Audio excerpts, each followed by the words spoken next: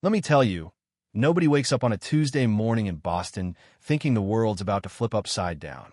But if you'd asked me, sitting there with my tie too tight in the glass tower of Bennett Global, I would have told you. It was just another day, full of over-caffeinated executives and urgent emails that all seemed like they could end the world if you didn't answer in 5 minutes flat. That morning started messy delays, meetings stacking up, people running up and down the floors, clutching folders like the building was on fire. Classic corporate chaos, right? So there we are, crammed in the big negotiation room, all eyes darting around, because the Japanese partners just dropped this monster of a contract on us, full of legal jargon and technical stuff none of us could really make sense of. Our translator, the one we paid through the nose for, was nowhere to be found. You could cut the tension with a knife. Managers whispering, folks sweating bullets, and right when it feels like we're about to implode, the cleaning Lady Lily Harper slips in, totally invisible, with her little tray of coffee. Now, Lily was the kind of person people barely noticed, always polite, eyes lowered, never a word out of place. She'd been up to those floors more times than any of us, but somehow she never belonged, at least. That's what people thought. Here's where it gets good. One of the junior staff, probably trying to break the tension, nods toward Lily and cracks this half-joke something like, maybe she can help translate. Huh? And the room gives this awkward laugh, but Harvey Bennett, the boss, he's already over it.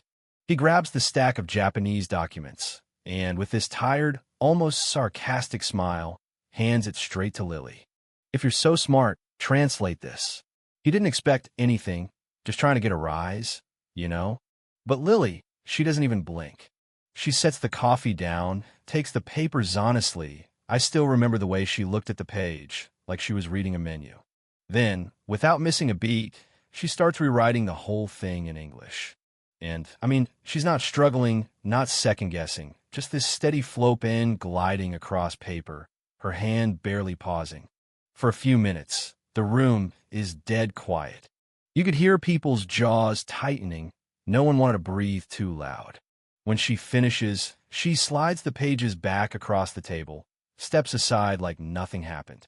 Harvey picks up her translation, scanning it. I swear, the look on his face, pure shock, then curiosity, then something like respect, like he's seeing her for the first time. He starts reading bits out loud. Noedes. The terms are dead on. Grammar perfect. Structure clear. Suddenly, nobody's laughing. Lily stands there, not a flicker of pride or fear, just waiting. Harvey turns to his assistant and says quietly, "Don't let her go." You could feel the shift in the room, one of those moments you don't forget, when the ground moves under your feet. After the meeting, word spreads like wildfire. People are whispering, "Who is she? How'd she do that?" Turns out, Harvey digs into her file and finds out she's not just some random worker.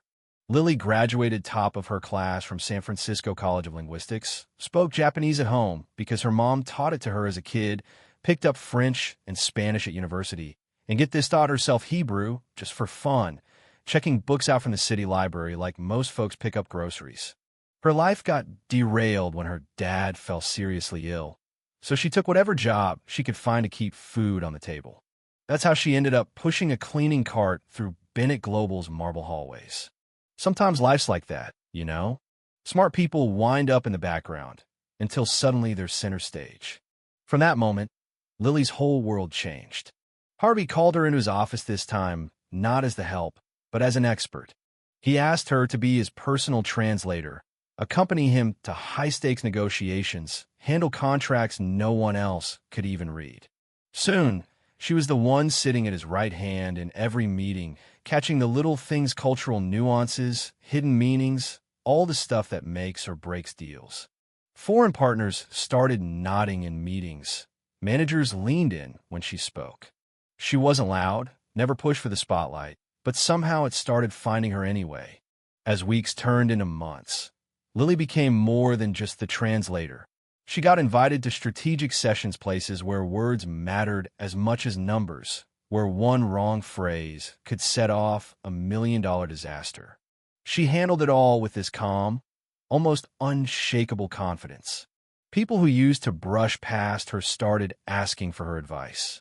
I remember seeing her one afternoon, sunlight bouncing off the cold Boston glass, her expression unreadable as she listened to a heated debate, then quietly offered a solution nobody else saw coming. The room went silent. Then everybody nodded like, yeah, why didn't we think of that? But you know what really stuck with me? Boston, with its icy winds and hard edges, became home for her not because of the job, but because for the first time, her knowledge, her patience, her quiet dignity all got the recognition they deserved. In a world where too many people get judged on their job title or how expensive their shoes look, Lily stood as this silent reminder. Sometimes the strongest person in the room is the one you never even noticed.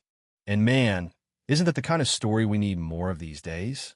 Now, some folks say things just happen, that luck finds you or doesn't, but I think stories like Lily's prove otherwise.